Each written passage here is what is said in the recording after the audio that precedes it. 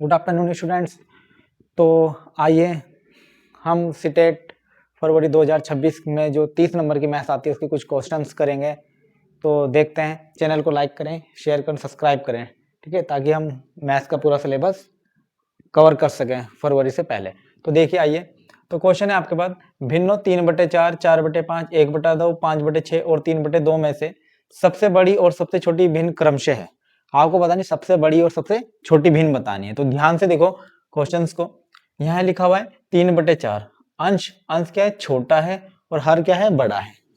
Same यहाँ पे 4/5, अंश छोटा हर बड़ा, यहाँ पे भी अंश छोटा हर बड़ा, अंश छोटा हर बड़ा। लेकिन यहाँ देखो 3/2, इस केस में क्या है, अंश बड़ा है और हर छोटा है। हमें भिन्न देखनी होती है।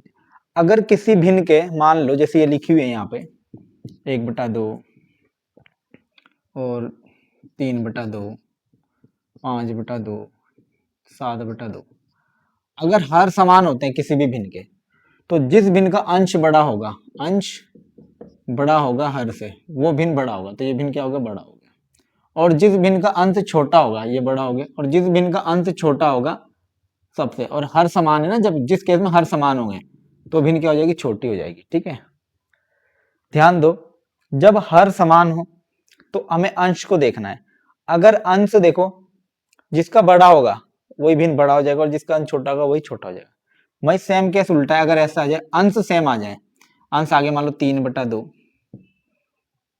और 3/5, 3/7, 3/9, यहाँ पे क्या होगा, अब अंश सेम है। अगर अंश बराबर हो तो जिस भिन्न का हर छोटा होगा वो बड़ा होगा। ठीक है, अगर यहाँ पे देखो अंश बराबर है तो जिस भिन्न का हर छोटा है, हर क्या है, छोटा, वो बड़ा होगा। और जिसका हर सबसे बड़ा है, हर सबसे बड़ा है, तो ये सबसे छोटा होगा। ठीक है, तो इस तरीके से जब अंश और हर सेम दे रखे हो किसी कैटेगरी में, तो हम उसको ऐसे कर सकते हैं। तो और अगर हमें इस तरीके का पैटर्न दे दें, अंश और हर में ना कोई इक्वल ही नहीं है, जैसे मान लो यहाँ पे दे रखा है, हमें ये क्वेश्चन दे रखा है, तो इसमें सबसे पहले तो हमने ये पता कर लिया कि सबसे यहाँ पे अंश बड़ा है और हर छोटा है, तो सीधा समय पता चल गया ये तो सबसे बड़ा हो गया। अगर आपको डायरेक्ट क्वेश्चन का आंसर देना है तो आप ऑप्शन पे भी आ सकते हो। देखो 5/6 यहाँ पे हो रहा ना, सबसे बड़ी और सबसे छोटी क्रमशः, तो सबसे बड़ी बतानी है। 5/6 नहीं है, 5/6 नहीं है, 3/2, 1/2, तो सीधा सा आंसर तो हमारा ये होगी, सबसे बड़ी ये है। हमने सबसे बड़ी ढूंढ ली तो सबसे छोटी ये रही होगी। लेकिन फिर भी हम कैसे बताएं, अगर हमें ऑप्शन पे ना जाकर हम सीधा क्वेश्चन को सोल्व करना है, तो इतना तो हमें पता चल गया सबसे बड़ी है, सबसे छोटी ढूंढनी है इन चारों में। तो देखो इनका अंतर देखो कितने का, 4 और 1, 4 और 3 1 का अंतर है। यहाँ पे देखो 4 और 5 1 का अंतर है। यहाँ देखो 2 और 1 का अंतर है। यहाँ पे देखो 5 से 1 का अंतर। जब अंतर समान हो, अगर अंतर समान है तो हमें अंतर बराबर करना है।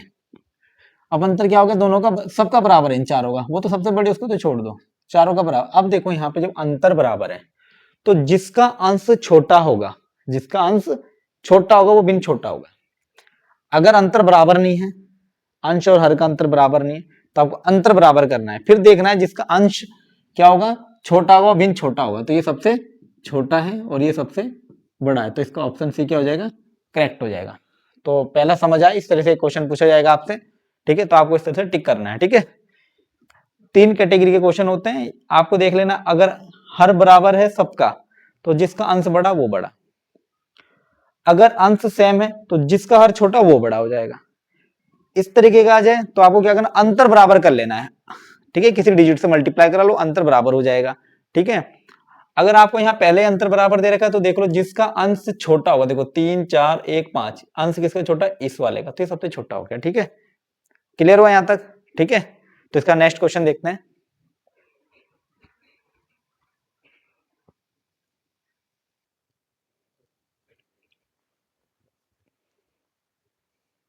तो इसका क्वेश्चन सेकंड देखते हैं हम।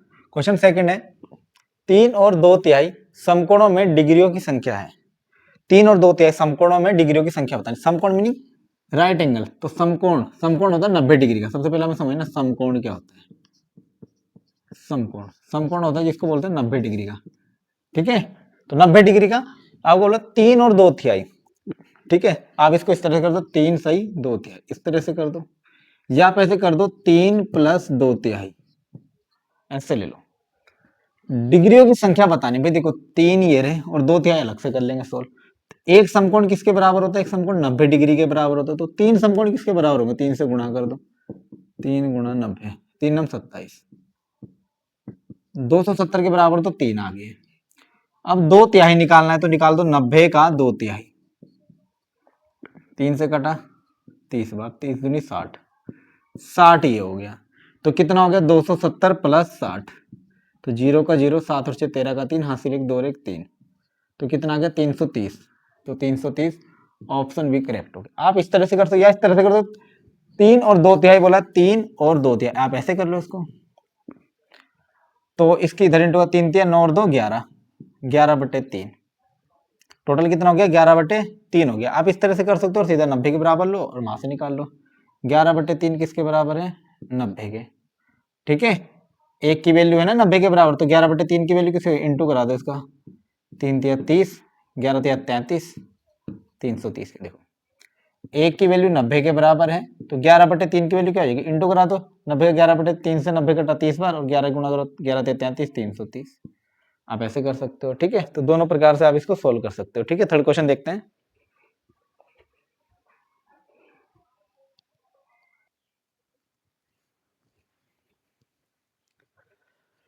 तो इसका थर्ड क्वेश्चन देखते हैं। तो थर्ड क्वेश्चन है 259031 में 5 के स्थानीय मान यानी कि प्लेस वैल्यू तथा 37089 में 3 के अंकित मान यानी कि फेस वैल्यू में अंतर है। आपको प्लेस वैल्यू और फेस वैल्यू पहले पता हो क्या होती है। सबसे पहले मैं बात करता हूँ फेस वैल्यू की।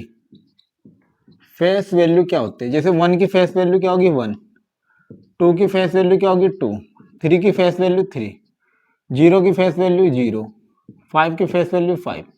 कहने का मतलब क्या है? कोई भी डिजिट होती है उसकी फेस वैल्यू वही होती है जो नंबर है। ठीक है, जैसे 9 की फेस वैल्यू 9 होगी। ठीक है, अब आते हैं हम प्लेस वैल्यू पे। क्या करते हैं? प्लेस वैल्यू क्या होती है? प्लेस वैल्यू समझना है।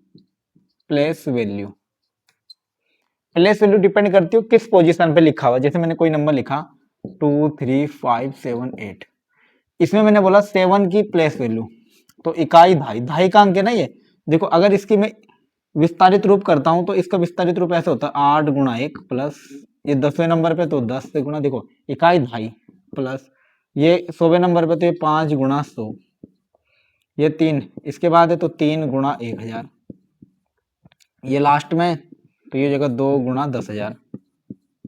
ये इनका विस्तारित रूप हो जाता है, एक्सपेंडेड फॉर्म। ये क्या विस्तारित रूप है। अब आपसे मैंने पूछा कि 7 का स्थानीय मान बताओ यानी कि प्लेस वैल्यू बताओ। तो 7 की प्लेस वैल्यू कितनी है? 7 इंटू 10 कितनी हो जाएगी? 70 है। धाई के अंक पे है ना, धाई के अंक पे है तो इसकी वैल्यू क्या है? 70 है। ठीक है, जो जिस अंक पर आपको शॉर्टकट ट्रिक ये है, आपसे 5 का पूछे, 5 का कितना अंक है? 5 के पीछे 1 2, तो 2 जीरो लगा दो। 3 का पूछ रखा है स्थानीय मान, तो 3 है, 3 के पीछे कितने जीरो, कितना अंक है? 1 2 3, पीछे वाले अंक के बराबर जीरो लगा दो। 2 का पूछते 2 का, तो कितने हैं? 1 2 3, 4 अंक है तो 4 जीरो लगा दो 2 के पीछे। तो ये शॉर्टकट तरीका है प्लेस वैल्यू निकालना है। किसी भी नंबर की प्लेस वैल्यू इस तरह से निकाल सकते हो। तो देखो हमारे पास क्वेश्चन है 259031 में 5 के स्थानीय मान, 5 का स्थानीय मान बताओ। देखो 5 ये लिखा है यहाँ पे, ये लिखा 5, कितना अंक के पीछे? 1 2 3 4, तो 4 जीरो लगा दो, 1 2 3 4 लगा दो, 5 का स्थानीय मान आ गया।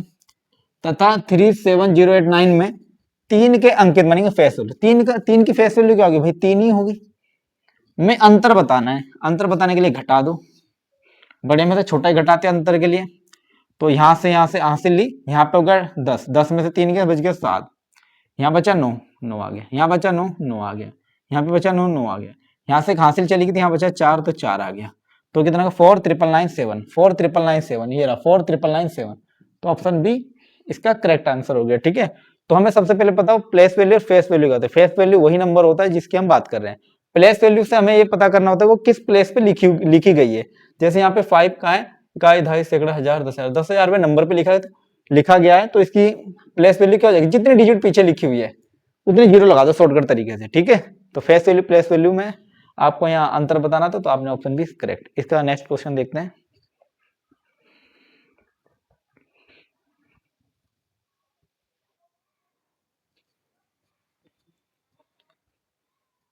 इसका क्वेश्चन नंबर 4 देखते हैं। तो आपको बोला गया 5 10 और 35 के सबसे छोटे सार गुणज और सबसे बड़े सार गुणनखंड का अंतर है।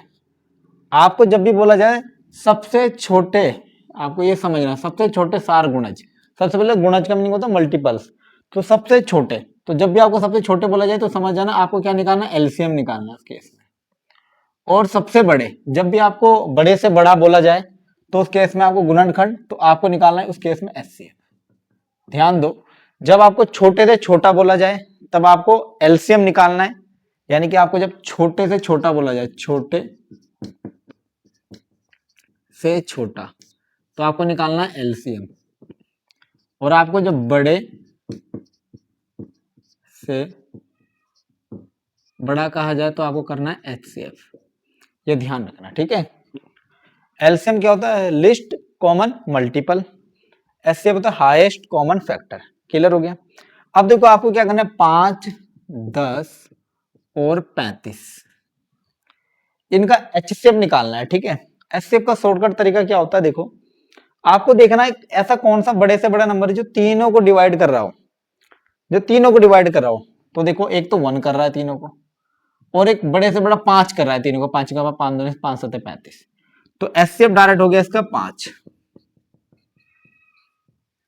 वहीं एलसीएम क्या होगा, मैं अभी पहले इसको मैं शॉर्टकट में बता रहा हूं, फिर मैं इसको पूरी लॉन्ग मेथड से बता दूंगा। एलसीएम क्या है, देखो इसका 5, 10 और 35, भाई सबसे बड़ा नंबर है 35, इससे छोटा तो कोई एलसीएम हो नहीं सकता क्योंकि तीनों से वो डिविजिबल होना चाहिए। तो 35 है नहीं, इसका डबल करके देखो 70, क्या 70 कट रहा है, 35 दूनी 70, 10 सत्ते 70 और 5 से भी 70 कट जाता है, ठीक है। तो 70 हो गया एलसीएम, ठीक है। निकालने का तरीका क्या, अगर आपको निकालना चाहो तो ऐसे लिखना है आपको 5, 10, सॉरी 5 के फैक्टर करने, 5 5 से कट गया एक बार, 10 के करो, 10 2 से कटा, 2 पंजे 10, फिर कटा 5 एकम 5, ऐसे 35 के कर लो, 35 5 से कटा, 5 सत्ते 35, फिर 7 से कटा 7 एकम 7। तो आप लिखो इसको, 5 को लिख सकते हो आप 5 गुणा 1, 10 को लिख सकते हो आप 2 गुणा 5 गुणा 1, और 35 को लिख सकते हो आप 5 गुणा 7 गुणा 1। अब आपको एचसीएफ निकालना है इसका और एलसीएम निकालना है।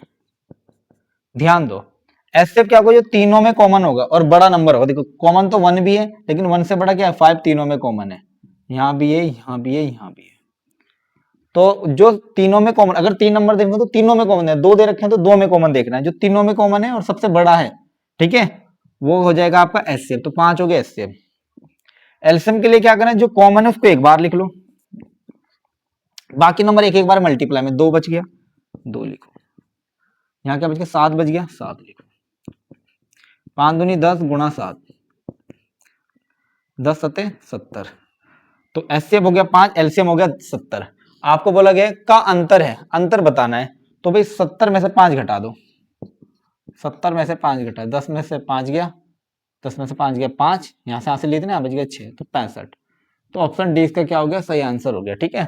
तो आपको एलसीएम और एचसीएफ पता होना चाहिए, ठीक है। आपको क्या करना है, अलग अलग नंबर के इस तरह फैक्टर कर लो, तो जो तीनों में कॉमन है और बड़ा नंबर है वो आपका क्या हो जाएगा, एचसीएफ हो जाएगा, ठीक है।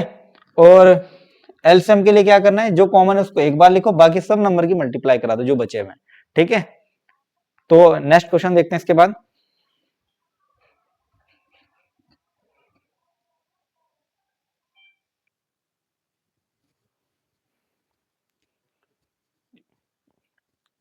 तो आइए इसका क्वेश्चन नंबर 5 देखते हैं। एक वर्ग की भुजा 10 सेंटीमीटर है, यदि वर्ग की भुजा 2 गुनी कर दी जाए तो नया परिमाप कितने गुना हो जाएगा। देखो आपको एक वर्ग दे रखा है, वर्ग क्या होता है, सबसे पहले आपको वर्ग समझना है। वर्ग एक 2D शेप है, ठीक है, इसमें लंबाई और चौड़ाई होती है और इसकी सारी भुजाएं क्या होती है, आपस में बराबर होती है। अगर इसकी ये भुजा ए है तो ये भी है, ये भी है, ये भी है।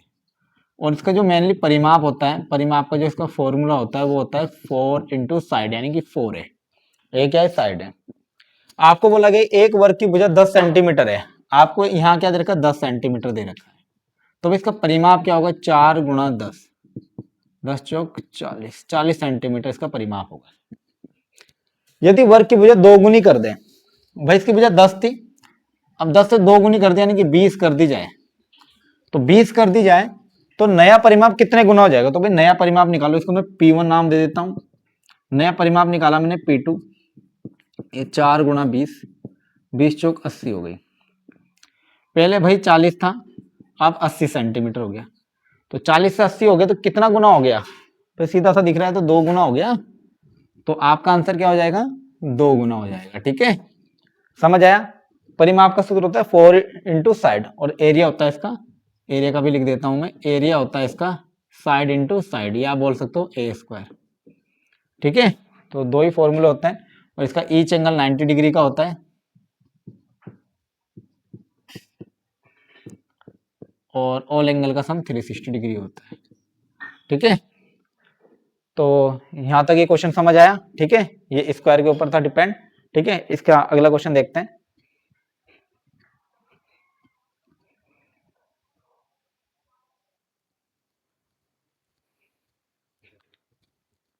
तो देखिए प्रश्न संख्या 6, आपको बोला गया यदि x plus 1 upon x equal to 2, तो x की पावर 8 प्लस x की पावर 5 प्लस x की पावर 3 प्लस 1 इक्वल टू आपको बताना है कितना होगा। ठीक है, ऑप्शन दे रखे हैं 1 2 4 -1। तो देखो ये अलजेब्रा का क्वेश्चन है, आपको बोला गया कि जो x प्लस 1 अपॉन एक्स है वो किसके इक्वल है? 2 के। तो देखो अलजेब्रा में क्या होता है, left hand side right hand side के इक्वल होनी चाहिए। ठीक है, तो आपको लेफ्ट हैंड साइड देखनी है, मैं x की कैसी क्या वैल्यू पुट करूँ कि मेरी राइट हैंड साइड बन जाए। अगर मैं x की जगह 1 पुट कर दूं, यहाँ पे मैं 1 रख दूं, 1 प्लस 1 अपॉन 1, ये मैं LHS देख रहा हूँ, तो 1 प्लस 1 अपॉन 1 1 हो गया। ठीक है, 1 और 1 2, तो बन गई ना RHS। तो कहने का मतलब क्या, x की जो वैल्यू है वो क्या है? 1 है।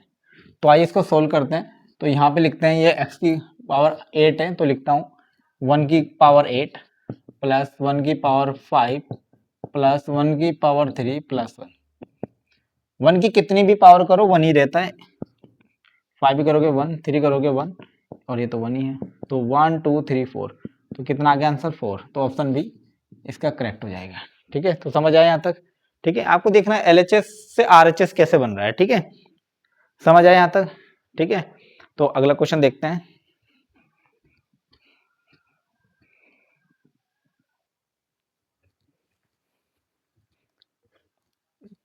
तो इसका प्रश्न संख्या 7 देखिए, आप बोलोगे यदि x minus 1 upon x equal to 8 हो तो x square plus 1 upon x square equal to कितना होगा? ठीक है, तो देखो आपको जब भी इस तरीके के क्वेश्चन आ जाए तो आपको क्या करना है, देखो आपको गिवन है, मैं इसका डायरेक्ट फॉर्मूला ही बताऊंगा अभी आपको। 1 अपॉन एक्स इक्वल टू, दोनों तरफ का स्क्वायर कर दो, वर्ग कर दो, दोनों तरफ का वर्ग करने पर दोनों तरफ का वर्ग कर दो, इधर हो जाएगा देखो x, ये इसका बेसिक है, दोनों तरफ का स्क्वायर कर दिया। इधर a माइनस बी का होल स्क्वायर हो गया, आपको पता है a माइनस बी का होल स्क्वायर होता है A square plus B square minus 2ab। तो ये हो जाएगा A square plus 1 upon X का होल स्क्वायर माइनस 2ab, और इधर 8 का स्क्वायर हो जाएगा 64। तो एक्स स्क्वायर 1 का स्क्वायर 1 और एक्स का square x square, x x cancel हो गया -2, और इधर हो गया 64।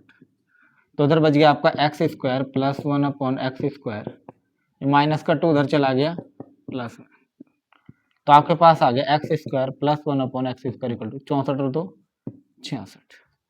तो आपका आंसर होगा डायरेक्ट 66।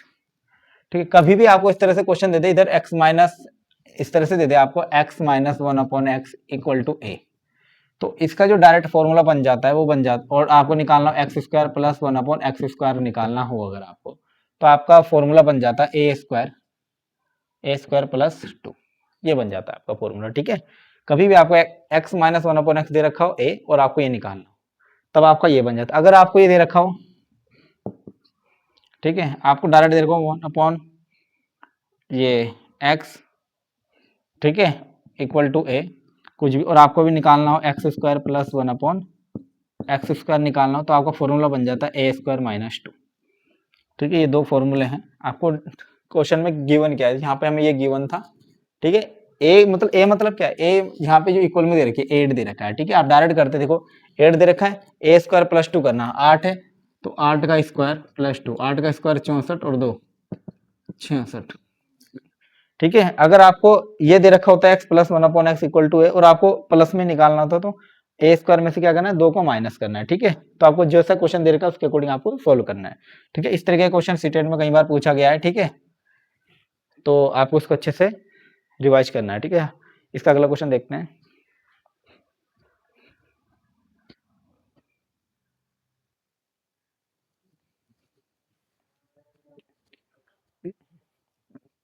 तो प्रश्न संख्या 8 देखिए, किसी बास्केट में सेबों की संख्या का संतरों की संख्या से अनुपात 1:4, यानी सेबों की संख्या का संतरों की संख्या से अनुपात 1:4 है।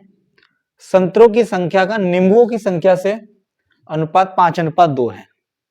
तो सेबों की संख्या का नींबुओं की संख्या से अनुपात होगा। देखो आपको क्या क्या दे रखा है, मैं सेब को मैं ए से रिप्रेजेंट कर देता हूँ, यानी ए फॉर एप्पल, और संतरों को ऑरेंज से कर देते हैं, ठीक है, और या इनको ए बी सी मान लेते हैं, ठीक है, इनको क्या मान लेते हैं, ए बी सी मान लेते हैं। तो सेब को ए मान रखा है और संतरों को बी मान रखा है। कितना दे रखा है, ए और बी का अनुपात दे रखा है 1:4, ठीक है। और आगे क्या दे रखा, संतरों की संख्या का नींबुओं की संख्या से, तो इसको हम सी मान लेते हैं, यहां से लिख देता हूं सी। तो संतरों की संख्या का नींबुओं की संख्या में 5:2 है, तो बी और सी का कितना दे रखा है, 5:2 दे रखा है, ठीक है। तो आपको बताना है सेबों की संख्या का नींबुओं की संख्या से अनुपात, यानी कि A/B आपको बताना है। तो देखो जब 1:4, ये बगल वाला खाली है तो इसके बगल वाले से भर देते हैं, इसको 4 लिख देते हैं, ये खाली है तो इसके बगल वाले से भर देते हैं, इसको 5 लिख देते हैं, ठीक है। तो देखो 5 कम, इन दोनों की गुणा कराओ, इन दोनों की और इन दोनों की, 5 कम 5, 5 चौक 20, 2 चौक 8, ये आ गया। आपको बताना है सेबों की संख्या यानी कि ए का नींबुओं की संख्या यानी कि सी से अनुपात, तो A/C बताना है, तो कितना है, 5:8 है। तो ऑप्शन ए इसका सही हो जाएगा, ठीक है। ये बिल्कुल क्वेश्चन इस तरीके से कई बार आपको एग्जाम में देता है, A/B दे देगा आपको 2:3, फिर B/C दे देगा आपको मान लो 5:6, और बोला जाएगा आपको A/B/C ज्ञात करो। तो आपको कुछ नहीं करना है, आपको लिखना है A/B/C। ए बी कितना 2:3, लिखो 2:3। B/C कितना 5:6, लिखो 5:6। ये खाली है तो इसको इससे बगल वाले से भरो, ये खाली इस वाले से भरो, तो 5 दूनी 10, 5 तिया 15, 6 तिया 18। अगर ये कट रहा है किसी एक कॉमन नंबर से तो काट दो, वरना यहाँ पे छोड़ दो, ठीक है। तो ये आपका ऐसे निकालना है, ठीक है। तो ये बिल्कुल उसी तरीके से दे रखा था ये क्वेश्चन। तो यहाँ तक समझ आया। इसका प्रश्न संख्या 9 करते हैं।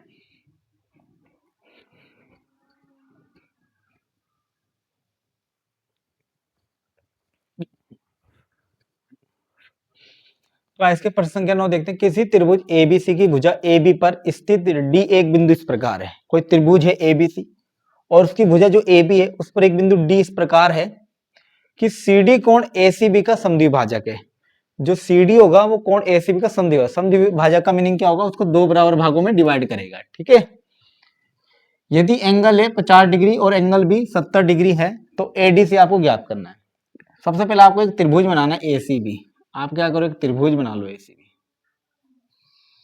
ये मैंने एक त्रिभुज बना लिया ACB, इसका नाम देता हूं मैं AB और ऊपर लिख देता हूं C। ये त्रिभुज है ABC की भुजा AB पर स्थित D एक बिंदु इस प्रकार है। AB पर मैं एक बिंदु D ले लेता हूं, यहां पर D इस प्रकार है कि CD कोण ACB का समद्विभाजक है। जो CD है इसको ऐसे मिला देता हूं, ये CD कोण ACB का, ACB का यानी कि ये पूरा कोण था, इसका समद्विभाजक यानी कि आधा इधर बचेगा और आधा इधर बचेगा, समद्विभाजक है। यदि A 50 डिग्री है, ये भाई 50 डिग्री है, B 70 डिग्री है, तो ADC ये वाला एंगल आपको निकालना है। तो देखो सबसे पहले मान लो ये बीच में लाइन नहीं है, सिर्फ ऐसा त्रिभुज है। ये यहाँ A है, यहाँ B है और यहाँ C है। ये 50 है, ये 70 है, मैं ये निकालना है मान लो। तो त्रिभुज के तीनों कोणों को 180 अंश होता है, तो मैं लिख देता हूं A + B + C बराबर 180। A कितना है 50 और B कितना है 70 और C हमें निकालना है। 50 और 70 7 में 12, 120 + C बराबर 180। तो C बराबर हो जाएगा 180 - 120, तो C बराबर हो जाएगा 60 डिग्री। तो C आ गया भाई 60। जैसे हमने CD खींचा तो इसका समद्विभाजक है तो 30 डिग्री इधर बचेगा भाई, 30 डिग्री इधर बचेगा। क्लियर हो गया यहां तक? अब क्या बोला गया आपको, ADC निकालना, ADC। भाई ADC ऐसे बन रहा है, एक त्रिभुज है इस तरह से, ये कोई समकोण त्रिभुज नहीं है,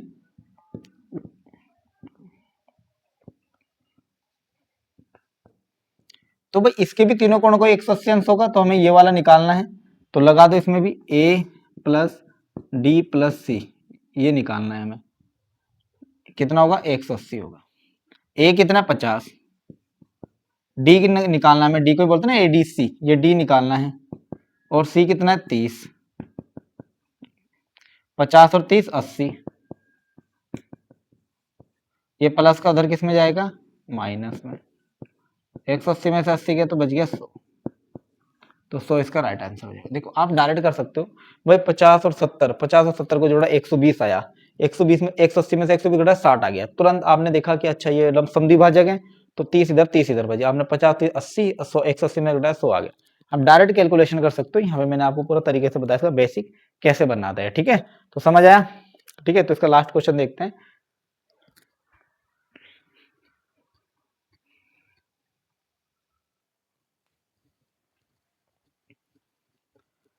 तो प्रश्न संख्या 10 देखिए, आपको बोला गया योगात्मक व्युत्क्रम, योगात्मक व्युत्क्रम का मीनिंग होता है एडिटिव इनवर्स, एडिटिव इनवर्स 2 की पावर -3 इंटू -7 की पावर -3 क्या होगा, आपको बताना है इसका योगात्मक व्युत्क्रम यानी कि एडिटिव इनवर्स क्या होगा, ठीक है। ये अभी 1-2 साल पहले सीटेट में पूछा गया था ये क्वेश्चन, तो देखो कैसे बताओगे आप इसको।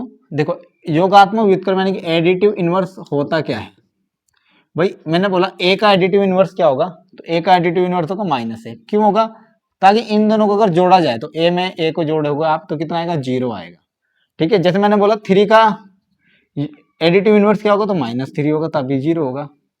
ऐसे मैंने बोला -5 का कितना होगा, तो +5 होगा, 0 हो जाएगा, यानी कि डिजिट तो सेम रहेगी, साइन उल्टा हो जाएगा, ठीक है।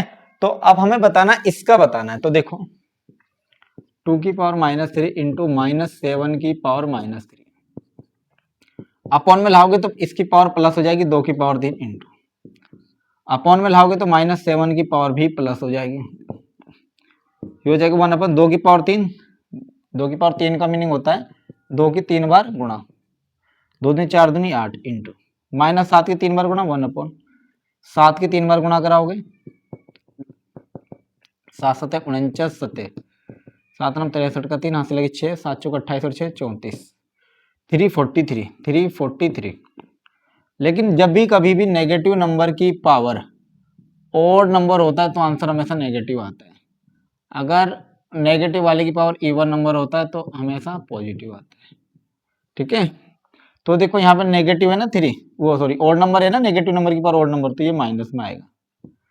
तो देखो अब 8 और इसकी गुणा करा लो, माइनस आगे लिख दो, प्लस माइनस माइनस आगे लिख दो 1/, इनकी गुणा करो 8 3 24 का 4 हासिल लगी 2, 8 चौक 32 33 34 का 4 हासिल लगी 3, 8 3 24 और 3 27। तो ये संख्या है, ये संख्या बनी। अब इसका एडिटिव इनवर्स क्या होगा भाई, इसका एडिटिव इनवर्स क्या होगा, अभी मैंने बताया ए का क्या था माइनस है, तो -a का क्या होगा प्लस है, ताकि ये दोनों मिलके 0 हो जाए।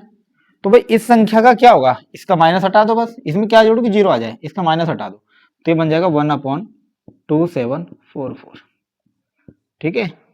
या समझ लो एडिटिव इनवर्स निकालने में जो भी संख्या थी उसमें माइनस की मल्टीप्लाई कर दो, ठीक है।